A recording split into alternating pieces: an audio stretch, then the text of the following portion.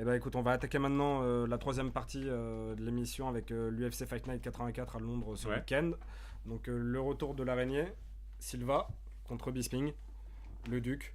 Ça, c'est un combat qu'on attend. Ça aura lieu à l'O2 Arena, Ouais. donc À Londres, ouais. à Londres. Nous, on va s'intéresser à 6 combats. On va commencer comme d'habitude par ordre du plus important au moins important. C'est bon, t'as géré les réglages, c'est parti. Parfait, ouais, je suis là. Anderson Silva revient d'un an de suspension. Bisping est plutôt en bonne forme. Il a eu une petite opération au coude il n'y a pas longtemps, mais visiblement il s'en est bien remis. Et il sortait d'une victoire face à Thales Leites et Sibi Delloway. Et justement, sa dernière défaite, c'était contre le Rockhold en 2014. Pour moi, je vais te laisser d'abord faire l'analyse technique et après je prendrai la suite, mais avantage Bisping. On en parlait avec qui récemment qui nous disait qu'il voyait Bisping aussi. On a parlé avec. J'en ai pas le moindre souvenir, je suis désolé, je peux pas Qui t'aider nous a sur ce dit ça, coup-là, qu'il voyait, mais voyait Bisping. je suis tout emmêlé. Peut-être Marc Raimondi. Possible, ouais, possible. Possible que vous n'ayez pas encore vu l'interview, elle va bientôt arriver. Ça m'a surpris.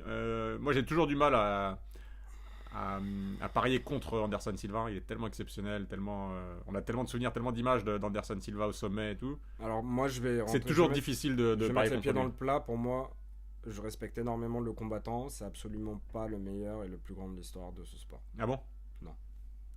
Euh, Non, et quand tu vois la simplicité avec laquelle Weidman l'a eu.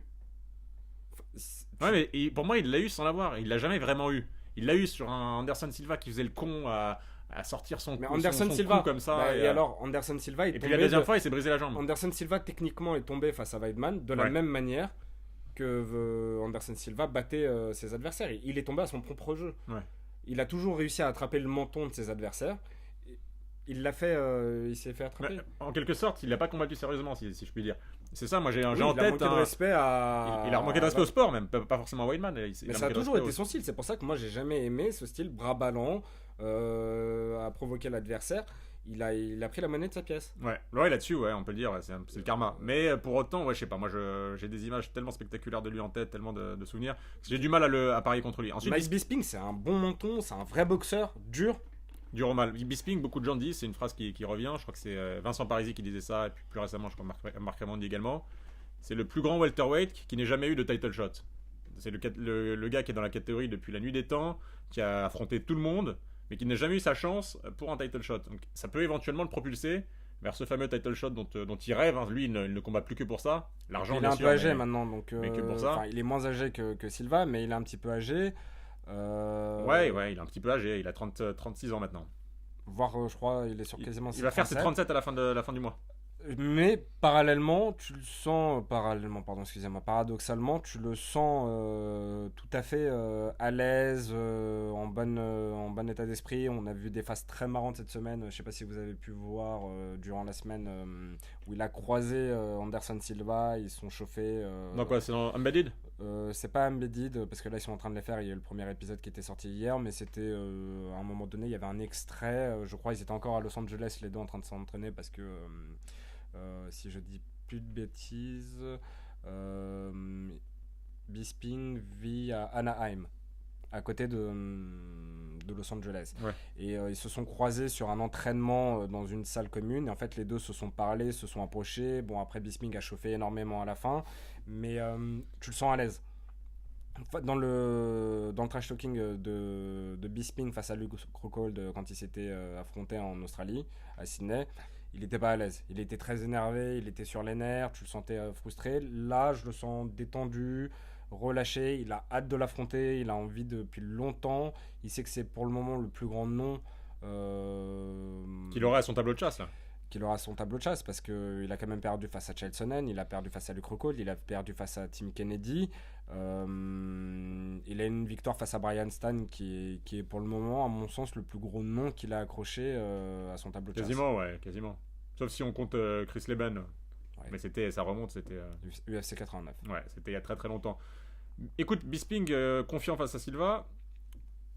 Je crois qu'on en parlait, pardon, j'ai dit Marc Raimondi, mais je crois que c'était peut-être avec Patrick Côté qu'on parlait d'Anderson Silva. Il y avait une espèce de Ah, ça, mystique. c'est sûr qu'on en a parlé avec. Il y avait une espèce de mystique avec Patrick Côté, avec Anderson Silva. Et c'est ce que disait Patrick Côté. Il disait, je suis l'un des premiers qui ait combattu Silva sans avoir peur.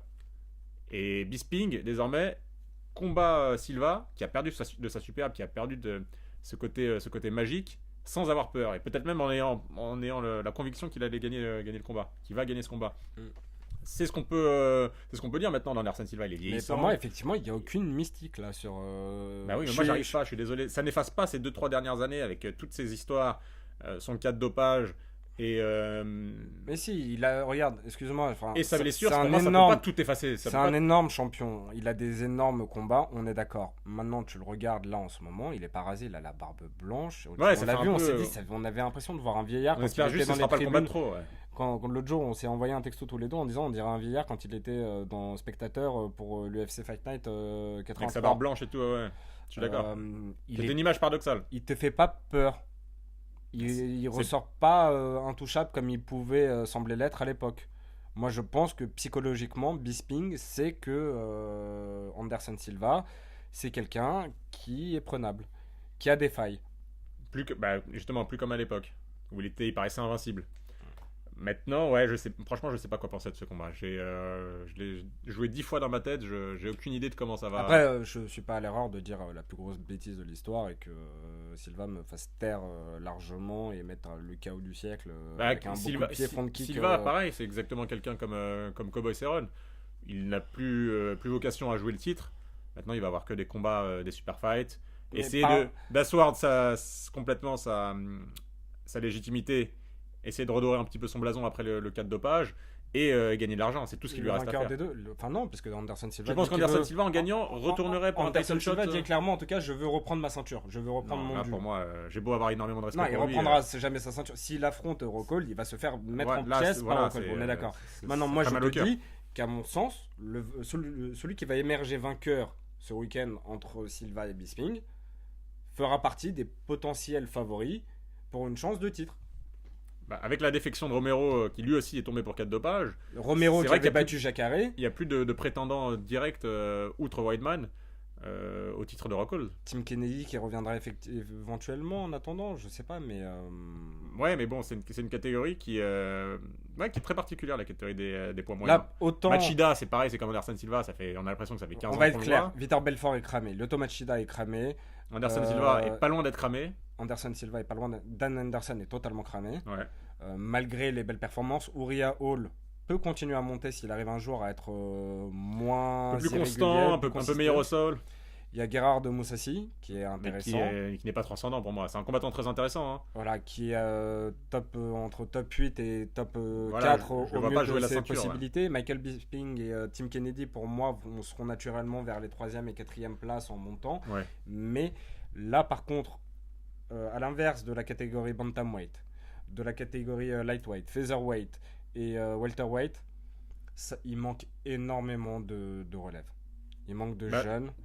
C'est ça le problème, c'est que les jeunes sont pas forcément très très visibles. Le problème de cette catégorie, et c'est un risque pour moi inconsidéré de la part de l'UFC, que d'aligner Weidman face à Rockhold à l'UFC 199, c'est qu'ils peuvent perdre pour toujours, c'est une expression qui n'a pas de sens, mais quasiment pour toujours, le concurrent Weidman dans cette catégorie. Parce que si Rockhold le bat de nouveau, et le bat avec la même démonstration de force qu'il y a quelques mois en arrière, là, à l'UFC 199, il reste quoi de Weidman? Il reste quoi dans la catégorie des middleweight? Il restera qu'il ira se refaire face aux Mais donc ça veut six dire quoi? Brésiliens, comme ils les ont appelés. C'était quoi Washed up Brazilians. Voilà. All Brazilians. Il ira se refaire la cerise sur les Brésiliens et réémergera un petit peu. Il réémergera, mais avec 2 défaites alors, au compteur contre le champion, donc ou sa alors il légitimité attend- sera complètement... S'il veut recréer le buzz, parce qu'il avait dit à l'époque où il tenait la ceinture Chris Weidman, déjà ne l'écartons pas. Ouais.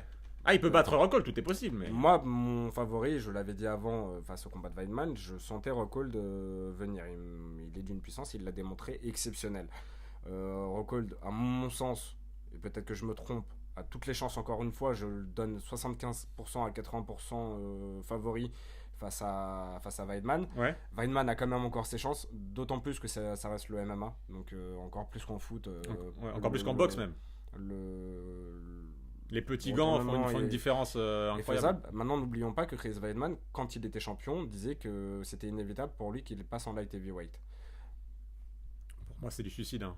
Quand on voit les monstres Il est qu'il y très a. affecté par les weight cuts. Il est très très mec par rapport à son poids habituel, par rapport à c'est quelqu'un de très joufflu, c'est quelqu'un de Très massif. d'assez massif. Moi, je veux bien le voir face à un Gustafsson, face à un Bader. Je dis pas, il bougera jamais John Jones. On est absolument Mais, d'accord. tu les vois Mais si contre un John Rumble Jones- Johnson, contre un Non. Cormier, contre un Gus, contre un. Je vais faire Il y a des des belles pronos- bêtes en- je vais faire en lourd léger, hein. Je vais faire quelque chose. Je parle même pas de John Je vais Jones. faire du foot mercato. Imaginons que dans 3 combats, effectivement, John Jones passe chez les heavyweight. Ouais. Il libère une sacrée place. Cormier sera encore parmi les rois de cette catégorie-là. Et je sais pas si Weidman aura les moyens de passer un Cormier. Mais en tout cas, Weidman devient quelqu'un de très sérieux dans la catégorie des light heavyweight. Effectivement, peut-être un peu plus en cas de départ de John Jones. Mais déjà qu'il essaye de se refaire la cerise en middleweight, en poids moyen, avant de penser à aller en lourd léger. En Donc tout c'est ce cas, que je dis, moi mon opinion, mon Pour en sentiment. revenir à Anderson Silva contre Bisping, Oui, pardon, ouais. non, t'excuses pas, c'était juste parce que j'étais en train de me dire qu'on était parti super loin dans la On avait conversation. complètement digressé. Pour autant que je dise que Anderson Silva pour moi n'est pas favori, le combat est super excitant. Ouais, J'ai grave. hâte de grave. le voir. C'est un combat qui me. J'ai vraiment très envie de voir justement comment va réagir Anderson Silva face à un vrai boxeur, face à quelqu'un qui va être agressif, qui aura pas peur de lui. J'ai envie de voir si justement Anderson Silva peut me faire taire et créer une surprise. C'est indécis. Avantage à mon sens à Michael Bisping. Et puis les fans anglais, l'ambiance de Londres, etc. Non, ça va être une Ça va être carte chaud. normalement. The Duke. Ouais, The Duke, exactement. The Non, Count. The Count. The Count. Et ça va être une. Ça va être une carte qui te The fait King. pas mal. La reine. On va passer à Gerard Moussassi face à Thales Leites. Ouais. Thales Leites qui vient de perdre Moussassi. contre Michael Bisping, justement. Et Moussassi, si je dis pas de bêtises, son dernier combat en date, c'est le magnifique KO face à Uriah Hall qui lui met un spinning back kick. Gegard Moussassi, ça Ouais. Ouais. Si je dis pas de bêtises, tu veux bien Ouais, vérifier je vite crois fait, mais que c'est ça, normalement, hein, il j'aurais sort dit. d'une énorme. Enfin, il avait dans le premier round Gerard Moussassi très bien contrôlé au sol et neutralisé Uriah Hall. Ouais. Il n'arrivait pas à s'en sortir. Et début du deuxième round, comme ils disent les Américains, guns blazing, Uriah Hall lui met un coup de pied retourné dans le ventre. Il s'effondre coupé en deux, souffle Sur le et il UFC était du Japon, favori. ouais. Hein. Et il était favori, enfin donné favori en tout cas par les spécialistes face à Uriah Hall. Donc Écoute, c'est un combat intéressant. c'est t'as deux la- poids moyens, on parlait des poids moyens là tout à l'heure. C'est deux poids moyens qui font partie de la meute, quoi, derrière vraiment l'élite, la crème de la division, de la Mhm. catégorie. Donc on va bien voir ce que ça va donner, c'est ce qui va un peu permettre d'éclairer la catégorie. C'est un combat excitant, c'est pas non plus un combat qui pourra tenir une carte tout seul, hein, on va pas se Non, mentir. c'est ce que j'étais en train de me faire la blague, le théorème de Thalès, ça m'excite pas. mais, Là c'est clairement un co-main event, voire un combat classique de main card. Par contre, regardez l'Embedded qui ont commencé là. Ouais. Il est super sympathique, Thales Leites, et il y a sa petite fille qui est super marrante dans le premier épisode, qui doit avoir entre 4 et 5 ans, qui est le matin part à l'école, il y a les caméras et ils disent le père veut l'emmener à l'école en voiture et elle dit non je veux pas, il y a les caméras, ça me saoule et tout, et les caméras dit bon ok je veux bien vous faire la faveur de monter avec vous, peut-être que je vous parlerai en anglais, enfin elle avait un petit c'était marrant, c'était Ouais, sympa, c'est toujours bien les naturel. Embedded, hein. En général c'est À vraiment bien. voir. On découvre un peu plus les combattants. Ce sera un bon combat solide, mais il a pas plus de côté Bah, sexy. il va nous permettre d'y voir un peu plus clair dans la catégorie. Il était quand même malgré tout sur 5 victoires à l'UFC consécutives avant sa défaite contre Bisping, notre ami Leites. Donc c'est plutôt pas mal. Moussassi aussi, c'est un combattant solide dans la catégorie. Donc Non, je rigole parce que je suis en train de penser à un commentateur de France 2 qui aurait déjà 75 ans et qui a dit notre ami Leites. C'est très stade 2. je parle comme un vieillard. Notre ami Leites. Ouais, et donc ouais non, combat comme tu l'as dit, ça va nous permettre de nous situer. Pas plus excitant que ça, attendons de voir le résultat, ça se trouve ça va être une très belle guerre Ouais, on va voir. technique. Franchement, on mais, peut être qu'agréablement surpris. Là-dessus, il n'y a pas de souci. Tom Breeze contre Keita Nakamura. Tom Breeze, un anglais de, si je dis pas de bêtises, tu vas me le dire, qui a 9 victoires à 0 dans son record en ce moment. Ouais, bah attends, je vais regarder ça. Si tu peux le son mettre palmarès. juste vite fait. J'avais noté que c'est un combattant assez intéressant qui était à suivre. J'ai oublié la dernière fois, j'ai un petit trou de mémoire. Ah ben voilà, c'est le dernier. Il a mis à la retraite Cathal Penred, qui était un ancien teammate de Conor McGregor et qui avait fait lui aussi l'Ultimate Fighter. Cathal Penred, hein, pas Tom Breeze. Il lui avait mis un combat assez compliqué, assez dur, rude, longiligne, fin, solide. Celui-là, ça, personnellement, c'est un combat que j'attends. Je connais pas concrètement Nakamura. C'est ce que j'allais dire. Moi, je vais pas m'avancer sur lui. Je vais pas mentir. Non, moi non plus. T'allais dire à nos fans? Non, Pour nos fans, c'est un bien grand mot, mais aux gens qui nous regardent. Non, ouais, Tom Breeze, c'est quelqu'un que j'attends. Vraiment, j'ai envie de le voir. Ça me dit rien. Hein? Ça me dit rien, je Il connais est pas. jeune, il a quel âge exactement, Tom Breeze? Il a 24 ans. Donc voilà, il est en train de monter, il est à 9-0, il vient du Bama. Ça va être son troisième combat à l'UFC, il est à 2-0 là. Ouais. Pas mal, attendons de voir. Moi je sais qu'après le prochain combat c'est quelqu'un pour toi, donc je te laisse l'introduire. C'est un combat qui aura lieu en welterweight. Le prochain combat, c'est Brad Pickett contre Francisco Rivera. Pas Brad Pitt. Ouais, Brad Pickett, c'est un combattant exceptionnel, moi j'adore. Voilà que t'adores. Si vous avez vu le film Snatch avec Brad Pitt, c'est cette catégorie. Il faut voir, voilà, il arrive, il a toujours son chapeau, il a la même dégaine que Brad Pitt dans Snatch, là, exactement, c'est son sosie. Et il va toujours au charbon, c'est un combattant courageux, c'est un combattant spectaculaire. Il est marrant, c'est un anglais, donc il a une personnalité un peu déjantée et tout. Supporter de Tottenham. Non, franchement, c'est quelqu'un que j'aime bien. Après, il a pris un KO au cours de son dernier combat. L'un des plus spectaculaires de l'année dernière, c'était un flying knee, un coup de genou volant de Thomas Almeida, si je dis pas de bêtises, qui était terrible. Thomas Almeida. Et pourtant, c'est un combat que Brad Pickett réussissait quasiment à dominer, j'allais dire. En tout cas, qui était plutôt bien parti pour lui. Ouais, mais face à un jeune Thomas Almeida qui est quand même c'est un loup, ce Thomas Almeida. Ouais. Il est sans pitié, il est efficace. Souvent, il est en difficulté dans des combats. Mais il réussit toujours à s'en sortir. Mais il s'en sort. Il a une fulgurance et une capacité à encaisser. Et quand tu le crois perdu, il revient. Là, Brad Pickett, attention à lui, il est sur une série de 3 défaites. C'est ce que j'allais dire. Le problème, c'est ça. C'est qu'il est vieux. Il a 35 ou 36. Il est... 37. À 37 même, ouais. Je le voyais plus jeune. Et il a 37 ans, il est de 78. Et donc ouais, 3 défaites de suite. On disait tout à l'heure pour le cas de figure de Bermudez que 3 défaites de rang à l'UFC, ça pouvait vous coûter votre place. Là, s'il perd une 4e fois, on sera pas loin de la retraite. Hein. Je vois pas... ou peut-être dans une promotion un peu moins prestigieuse que l'UFC. Donc c'est très risqué pour lui. En tout cas, il combat devant son public à Londres. Je pense qu'il va y avoir de l'ambiance dans la salle, ça va bien chanter, ça va bien crier. C'est un combat qui va valoir le détour, ça c'est sûr et certain. Il va y aller. Et enfin, alors l'avant-dernier, Makwan Amirkhani contre Mike Wilkinson. Pareil, un autre de mes chouchous, Amirkhani, un mec qui monte, le jeune finlandais. Alors je crois qu'il est d'origine kurde, iranienne, je sais plus. En tout cas, il est de cette région-là. Et très spectaculaire. Lui aussi, il avait gagné sur un coup de genou volant au bout de 10 ou 15 secondes dans l'un de ses derniers combats. C'est quelqu'un que l'UFC va essayer de faire monter. Moi, j'en suis convaincu parce qu'il a la gueule qui va avec. Il est beau gosse, il est souriant, il est très très marrant en conférence de presse. Donc ça va être un des poster boys de l'UFC. Je pense qu'ils vont faire en sorte de le faire monter.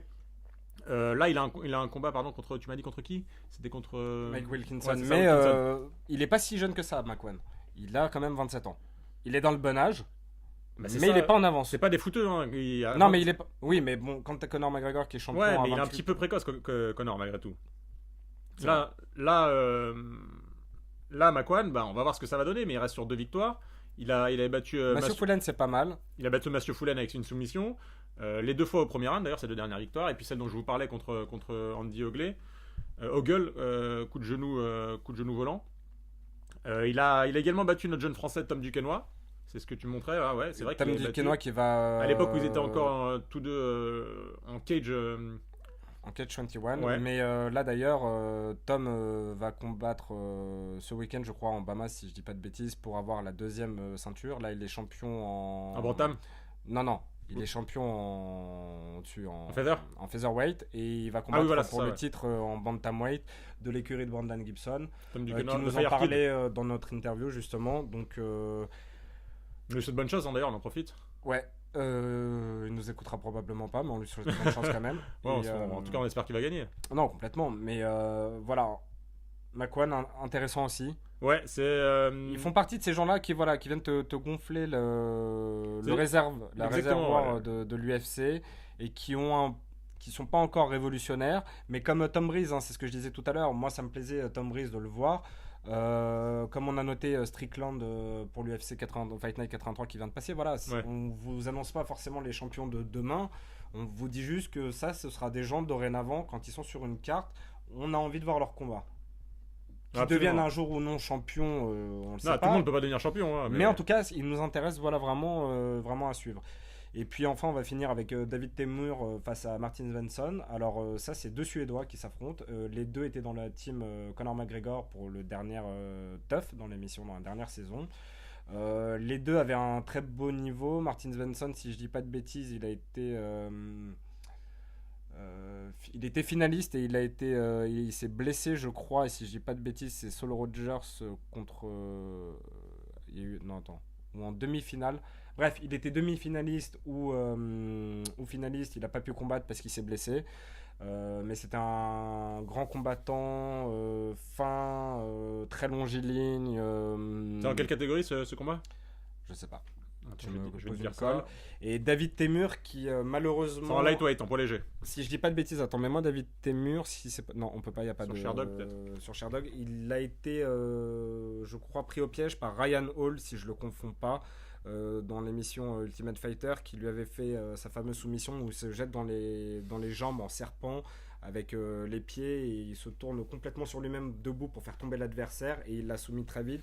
C'est dommage parce que David Temur, c'était un combattant assez intéressant et ils font pas partie des combats officiels. À moins que je confonde avec un autre Suédois qui était David Temur a peut-être pas été soumis, je dis peut-être une énorme erreur et ça on vous le confirme. C'était quoi dans TUF? Ils le mettent pas forcément dans les combats officiels. Hein. Ouais, non, je sais. Mais en tout cas, il faisait partie des combattants qui avaient un très bon niveau à TUF, qui était très intéressant, qui avait du potentiel. Regardez-le si vous avez le temps, vous perdrez pas votre. Ouais, c'est l'un des premiers. Je crois que c'est le premier combat de la carte préliminaire. Hein. Le Temur Svensson. Il y a deux combats en carte préliminaire, c'est Temur Svensson et puis le combat de Makwan Amirkhani. Et tout le reste, c'est sur la main card, sur la carte principale. On va passer au prono. Pronostic, on est parti. On était à combien? C'est quoi déjà le score avant qu'on dise pas de bêtises? Je sais que tu avais essayé de m'arnaquer la dernière fois. Sauf que malgré l'arnaque, j'ai quand même gagné. T'étais à combien? Devant toi. 6, 2, 8, 5, 6, 5, 4. Alors David Temur contre Martin Svensson. Moi je dis David Temur. Allez, je te suis. Je connais pas assez les deux donc. Tu me suis? Je te suis, ouais.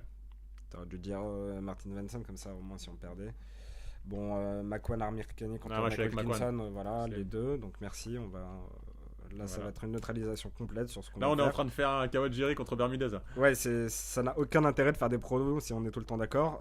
Francisco Rivera contre Brad Pickett. Brad Pickett, ok. C'est parti. C'est le grand chelem, ça y est. Sur le main event, on va se. Tom Breeze contre Nakamura, moi j'ai Tom Breeze. J'ai Tom Breeze également, allez.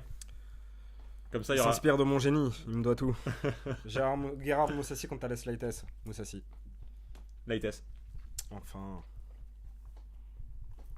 Et Anderson Silva contre Bisping, moi j'ai Bisping, toi t'as J'ai Anderson Silva. On prend des risques, on vit avec nos risques et on verra avec. On va bien voir. Donc voilà, pour les news, on vous en fait pas parce qu'on a fait la première partie de l'épisode la spéciale Octogone Podcast qui a eu les gentillesses de nous accompagner. Donc on vous a débriefé long en large. L'UFC 196, ouais, et Nate Diaz. On vous dit à très vite déjà pour un nouvel épisode de MMA Time. On viendra faire le débriefing de cette carte de l'UFC Fight Night 84. On va essayer de faire ça cette semaine évidemment. Et on a pas mal d'invités qui arrivent. On dit pas tout, il y a des surprises. Mais on a pas mal d'invités qui arrivent, pas mal d'interviews. Du français, de l'américain. Donc normalement ça va être pas mal. N'hésitez pas à nous suivre sur Twitter. Le compte c'est MMA Time Paris. Ouais, sur Facebook aussi, vous pouvez nous retrouver sur le compte MMA Time. Et sur Instagram, je crois que c'est quoi? Instagram, c'est MMA Time. MMA _time. _time. Et sur YouTube, MMA Time. Vous tapez épisode, c'est plus facile pour nous trouver parce que des fois c'est encore un peu long. Sinon, j'ai une petite technique pour nous trouver. Vous tapez MMA Time dans la barre de recherche YouTube et ensuite vous classez par chaîne. Et c'est le logo avec le point comme ça qui. Le point en avant un peu bleu, donc vous allez le trouver facilement. Et puis quand même dans l'épisode prochain de la semaine prochaine, je me répète beaucoup, pour l'UFC Fight Night 84, on fera le débrief, mais on reviendra sur l'UFC 196. Ouais, bien sûr, on préparera un petit peu de toute la carte, mais de toute la carte parce que pas que de Conor ni de Nate Diaz. Il y a d'autres choses intéressantes sur cette carte à dire. Donc voilà, écoutez, merci à tous de nous avoir suivis pour aujourd'hui. On espère que vous avez pris du plaisir comme nous et puis on vous dit à bientôt. Allez, salut tout le monde. Bye.